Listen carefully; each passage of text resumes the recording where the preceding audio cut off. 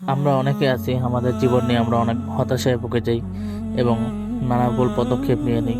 আজ আমরা এমন একটি গল্প শুনবো যে শুনে আল্লাহ তাআলার প্রতি আমাদের অনেক বিশ্বাস এবং আল্লাহ তাআলার প্রতি ইবাদত করার আগ্রহ বেড়ে যাবে ইনশাআল্লাহ। চলেন তাহলে শুরু করা যাক। একজন গরিব মানুষ ছিল, তার জীবন ছিল শুধু কষ্ট আর কষ্ট। সে খুবই অভাবে ছিল। প্রতিদিন সে কাজ খুঁজতো কিন্তু কোথাও কাজ পেত না। এরকম করতে করতে অনেক দিন পেরিয়ে যায়। একদিন ক্ষুধায় এবং পরিবারের কষ্টে সে চোখের জলে কাঁদতে লাগলো এবং নিজের জীবন নিয়ে, নিজের কপাল নিয়ে খুবই হতাশায় ভুগতেছিল। একদিন সে খুব ভেঙে পড়লো এবং বলতে লাগলো, হে আল্লাহ, আমি আর পারছি না। ঠিক তখন রাস্তার পাশে বসে থাকা এক বৃদ্ধা তাকে ডেকে তার কাছে নিয়ে আসলেন এবং বললেন, বাবা, কি হয়েছে তোমার? সে তার কষ্টের কথা, সকল ব্যথা এবং তার না পাওয়ার কষ্টগুলো সব বলতে লাগলো। এগুলো শুনে বৃদ্ধা একটু মুচকি হেসে বলতে লাগলো, বাবা, তুমি কি প্রতিদিন একটা আমল করো? লোকটি বলল, না তো, কি সে আমল?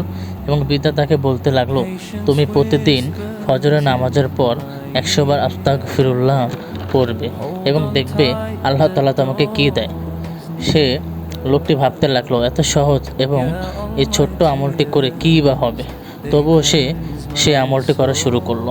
প্রথম দিন সে আমলটি করার পর দেখলো কিছুই হলো না। এভাবে দ্বিতীয় দিন আমলটি করলো, তেমন কিছুই হলো না। কিন্তু সে হাল না ছেড়ে, থেমে না থেকে সে আমলটি প্রতিদিন করতে লাগলো।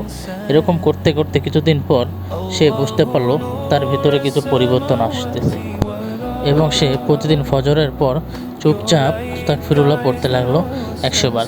এভাবে দেখতে দেখতে 5 দিন, 7 দিন এবং 10 দিন কেটে গেল। হঠাৎ একদিন সে দেখতে পারলো তারকে একজন ধনী ব্যক্তি ডাকলো। সে তার কাছে গেল এবং সেই ধনী ব্যক্তিটি বলতে লাগলো, আমি অনেক দিন ধরে একজন সৎ ব্যক্তিকে খুঁজতেছিলাম একটু কাজের জন্য।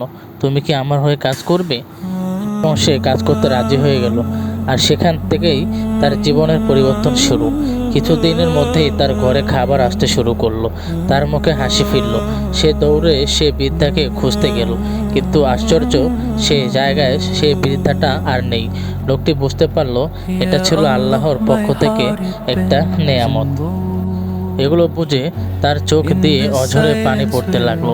সে বলল, হে আল্লাহ, আমি বুঝে গেছি, ক্ষমা চাইলে তুমি পথ খুলে দাও। আপনারাও যদি এরকম সমস্যা বা দুশ্চিন্তা ভুগে থাকেন, অবশ্যই এই আমলটি করে দেখবেন। ইনশাআল্লাহ আল্লাহ তাআলা আপনাদেরও পথ খুলে দেবেন এবং আমাদের সকলের রিজিকের ব্যবস্থা তিনিই করেন, তিনিই করবেন ইনশাআল্লাহ। ভিডিওটি ভালো লাগলে অবশ্যই শেয়ার করবেন এবং এরকম ভালো ভালো স্টোরি দেওয়ার জন্য অবশ্যই চ্যানেলটি সাবস্ক্রাইব করে আমাদের পাশে থাকবেন।